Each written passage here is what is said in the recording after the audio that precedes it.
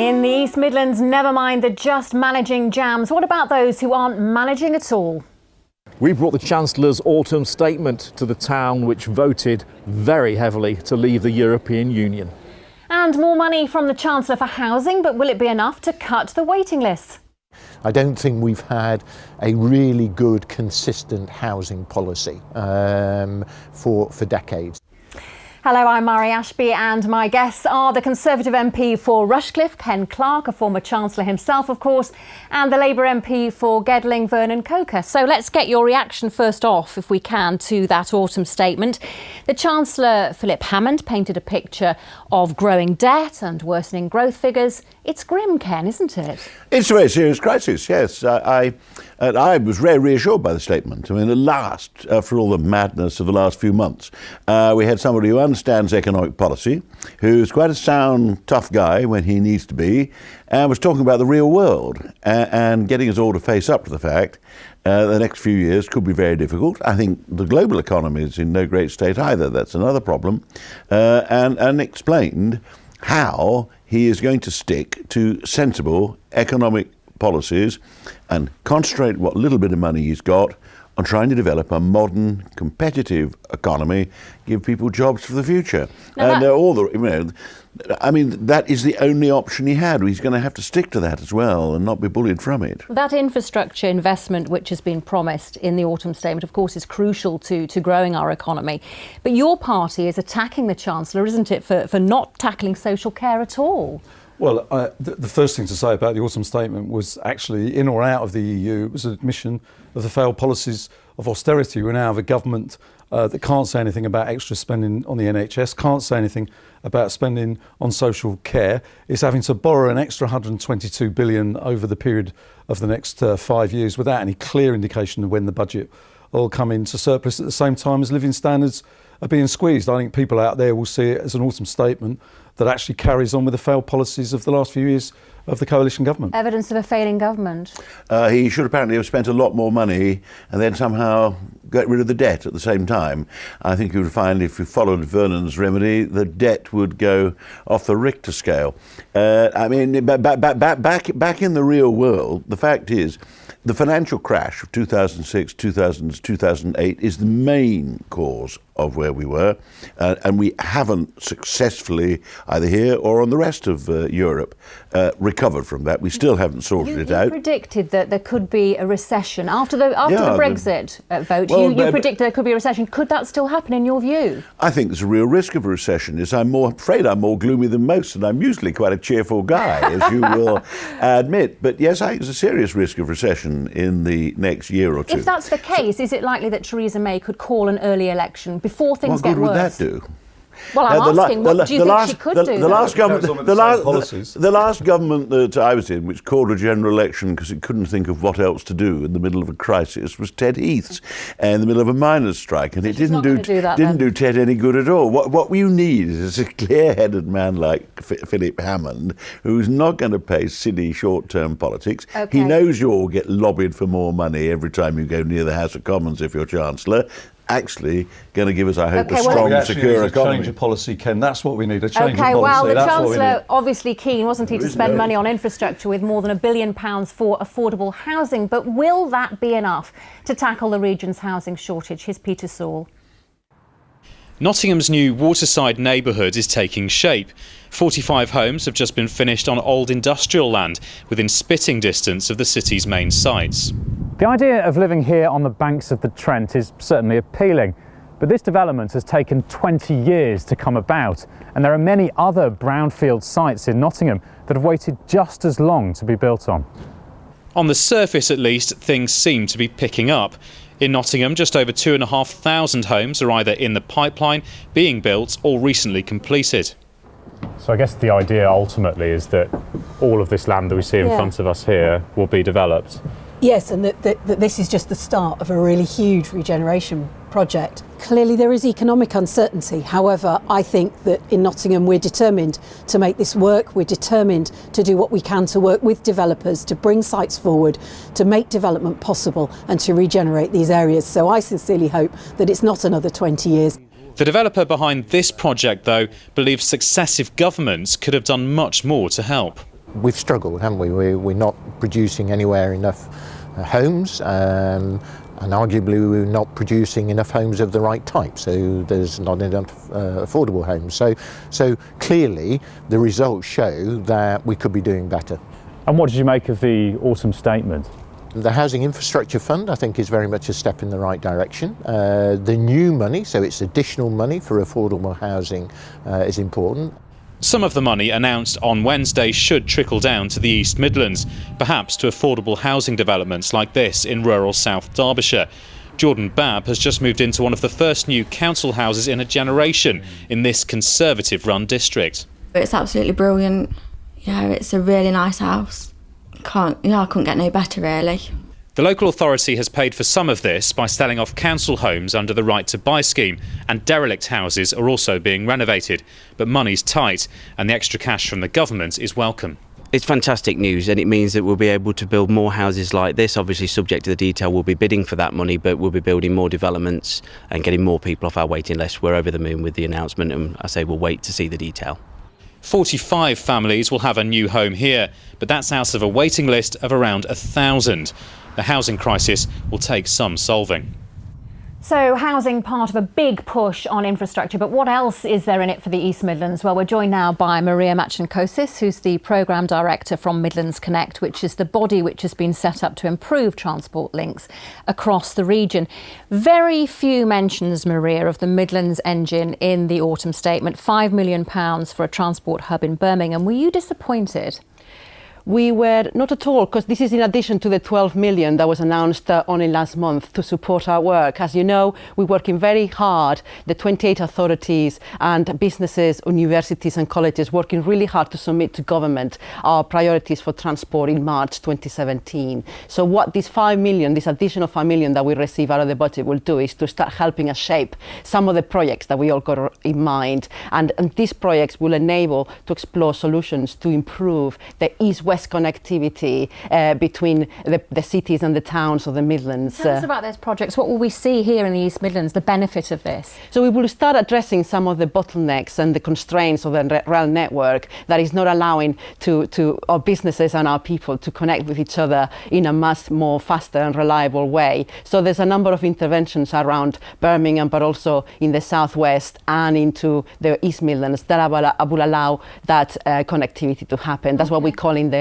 Midlands Rail Hub. OK, so, well, Ken, we heard from an economist on this programme only last week, Will Rossiter, who said that there are billions of pounds in cash for the Northern Powerhouse, but he could only identify money into the hundreds of millions at best. Is the government really behind this Midlands Engine, or is it just paying lip service to it? No, I'm sure it is. It's because the two things are absolutely obvious, it seems to me, and I personally believe them strongly. One is that we've got to spread the benefits of economic success across the country, so stop it all being in London and the South East, because there's a limit to how far they can go down there. And obviously the Midlands and the North should be able to support a modern economy very well. We do, in part. We've got Rolls-Royce, Toyota, Boots, and a lot of smaller high-tech businesses here. And then you put the money in, not according to a whole lot of political lobbying. Look, we've got a marginal seat here. Can we have a bypass? We can't afford that sort of stuff at the moment, which is, I'm very glad, therefore, Philip didn't start producing a list of projects in the way Gordon used to and George did occasionally.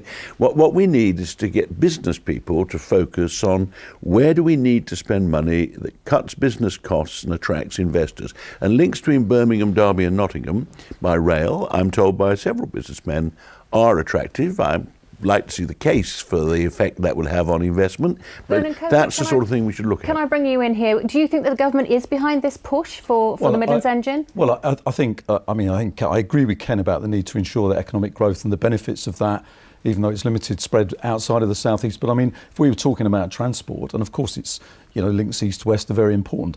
But I think the big thing from our point of view, and it's not just political lobbying, it's essential, was the lack of anything about the government saying that it would honour its promise of electrifying the Midland Main Line by 2023. Absolutely nothing in the statement about it.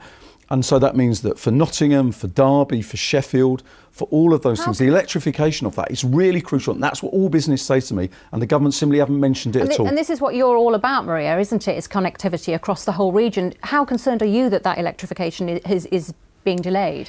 It's been made very clear by all the authorities across the Midlands and indeed businesses that the electrification on the Midland mainland is extremely important. Now, we're also putting the electrification on the Midlands mainland in the context of HS2 and how important it will do in terms of getting the region ready for it. But it does seem sometimes that our region, Ken Clark, is being sidelined. There are other projects that are going ahead elsewhere in the country, but we're still waiting for HS2 here. We're obviously going to be waiting a long time for that. HS2. Well, no, but The electrification, Ken. The electrification. they've been talking about it, haven't they, for 8 years here, and we've still not seen any evidence of it. I quite agree, but I go back to say, instead of going back to the usual old political rows we have over, and you go to the West Country and there's not enough coming here, Scotland's unfairly treated, people's jobs are at stake. I mean, these are very difficult times, and Why their does it earnings. take so long? Why does the Midlands mainline electrification take so long? I would like to see somebody persuade me that electrifying the Midlands main line is the key business thing here.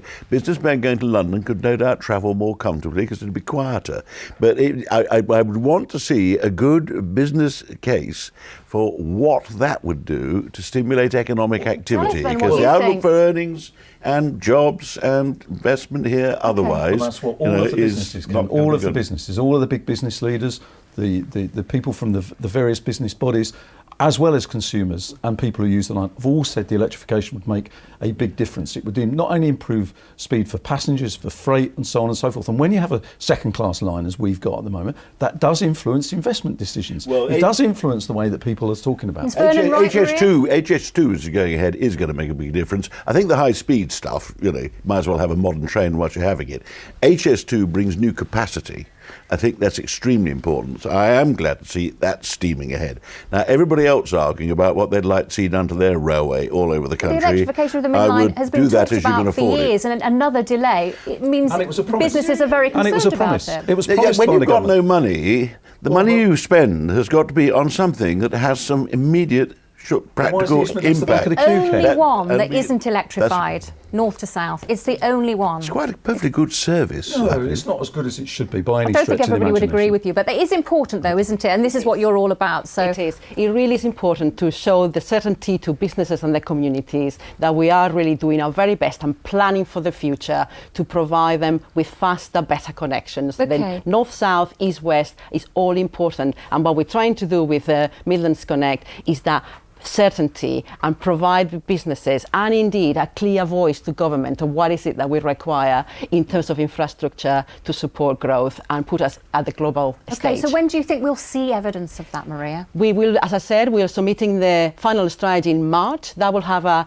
plan of action in terms of what we will require when, and hopefully it will be starting to get the support from government in terms of investment in those projects and getting them ready and started now, because these projects take a long time to implement. Well, we can see that. But we need to. It's a really thing, and that's what we welcome the government's approach in terms of long-term planning and support to our programme. Maria Machinkosas, thank you very much indeed for joining us. So we've discussed some of the big policy ideas behind the autumn statement, but what effect will it have on people living here in the East Midlands? Here's our political editor, Tony Roe. We now know then that Brexit means slower economic growth and higher inflation. So we've brought the Chancellor's autumn statement to Mansfield, the town which voted 70-30 to leave the European Union. We're our own country, hopefully. When we get everything together, we'll be our own country again, and that's what we need. So you don't think the economic bad news is enough to put you off? No, because it'll get better. I'm not sure Brexit was a good idea, but now that we've gone that way, it has to be, whatever they do has to be in the best interests of the country. You would hope so anyway. Modest was the term the Federation for Small Businesses called the infrastructure announcements in the autumn statement. Modest and medium term. Here at the Vinyl Lounge in Mansfield, it's all about people having the money to spend. Productivity means sales, but it's also about getting here easily. And that means spending money on transport infrastructure. We need people in to spend money, and with a sort of shop like this as well, we also attract, because we're fairly specialist, we'll attract from further afield. Now, if people can't find it easy to get here, then obviously they're not going to make the effort to come and do that, and that would be the same for other independent shops as well. The autumn statement was trailed as one to help the just about managing, the jams. There are a lot of people in that band to please. There's no fault for pensioners. All they're interested in is taking it off us. The mind is anymore. They want to take it all off us, don't they? Yes, we're just about managing and we're doing okay, but there are people a lot worse off than we are. So, really we need to shorten the divide rather than focus on that particular group of people, I think. Two independent think tanks have said those on low incomes face a grim few years with a dreadful outlook for wages and little respite from the autumn statement. Credit unions help those in great need. Those with money invest, and they use that to lend and encourage saving. My message is always quite old-fashioned. You need to look at your budget, you need to look at what you've got coming in and out, and you also need to put something aside for emergencies. Even a small amount can make a big difference. But what about those who have nothing, nowhere to sleep at night? Well, in here the government commits to spending £10 million over 2 years, doubling the amount it puts into helping those rough sleeping. But is it enough? We're now seeing 39 people sleeping rough in Nottingham on a single night. It was down to about 3 at one stage. So the situation has got worse and got worse very quickly. What we need is not a £10 million initiative, it's a national strategy. The big mistake was that the government delegated the responsibility for dealing with rough sleeping to local authorities under the localism agenda. This is a national problem, not a local problem. Back to those managing, clearly a group which counts for the politicians. Does the autumn statement mean jam today, votes tomorrow? We'll see.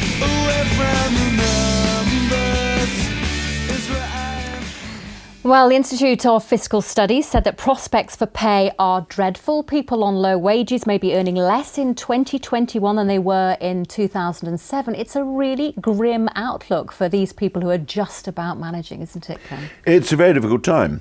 With still, people have been badly hit by the fiscal collapse of a few years ago, which we haven't fully recovered from.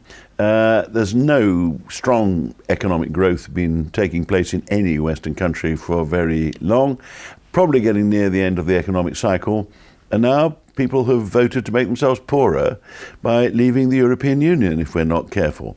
So it is very difficult to look ahead without telling yourself we've got to pull ourselves together, pursue sensible policies, make sure that people's living standards do go back to getting back on a rising path. And that means modern businesses, a modern economy run sensibly with access to the markets. Vernon, any reasons to be cheerful in this? I mean, raising the threshold at which people pay tax, obviously the living wage, which is going to be increased, that is all going to help people who are particularly in work. Well, I think, look, it is going to be a tough period, and the choices the government have made, in my view, are making that worse. But if you look for what the Institute of Fiscal Studies was saying, it points out things like the rise in income tax threshold won't help some of the poorest because they don't pay income tax. It's the freezing of in-work benefits as well has caused immense problem. There's some change to the taper, but very little difference made to that. What could the government have done then, in your view, to have made more of a difference to these people who are just about managing? Well, it shouldn't have made... Well, one of the things it might do is look at the national insurance threshold rather than income tax threshold. One of the other things, of course,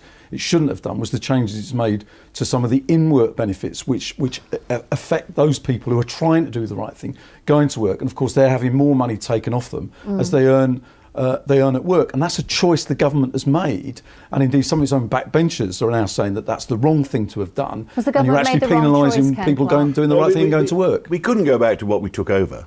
I mean, we were subsidising a low pay, low productivity, long hours culture with vast in-work benefits, which had exploded over the last 20 years. Still are, really, aren't we? But the debt, we were running up debt, as Mark Carney said, relying on the kindness of strangers to keep paying for rising. it. I know, but the deficit, it's a third of what it was. And we had the worst debt GDP ratio in the G20 when Gordon Brown finally went, thank heavens.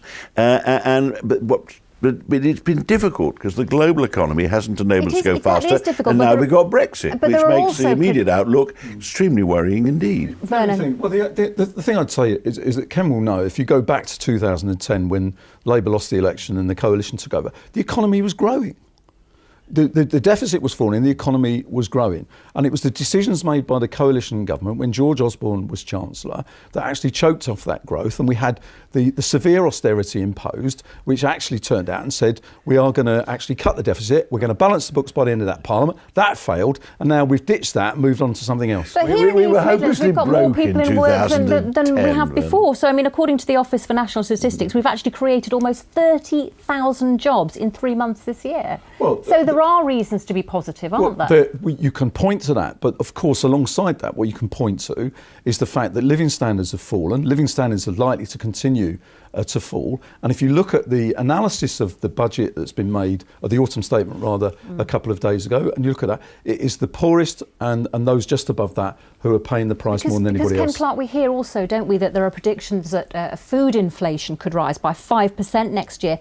That's not going to help anybody. Well, all inflation is going to rise a bit, I'm afraid. And I hope we can minimise the impact. They are just predictions, of course. Well, they could be wrong, we voted for Brexit. We voted for Brexit. We therefore had a crash in the value of sterling, which was totally predictable because people got the idea we were going to leave the single market and the customs union, exit the biggest market we have in the world. The economy that causes inflation. It is growing, but it's slowing. It is slowing quite rapidly. And the idea that all you have to do is spend more public money on groups, all the people Vernon names are people I'd love to be able to help. But Gordon used to have 2 budgets a year handing this stuff out, and he left us with the longest, deepest recession I'm since afraid the we're war. going to have to leave that there. Time now for a roundup of some of the other political stories from the East Midlands this week. Here's Tony with 60 seconds.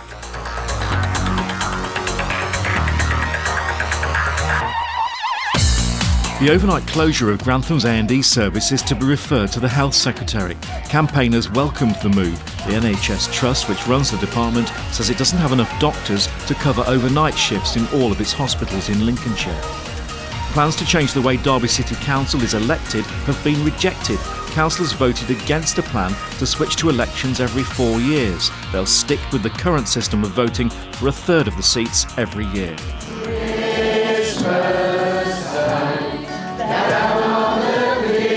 Former striking miners and their families have released a Christmas single to say thank you to the people who provided food to help them through the 1984 strike. Proceeds from the single will be given to food banks. Fight for each other, sister and brother. But there's a lack of Christmas cheer in Leicester, where some have said the city's tree is an embarrassment and a joke.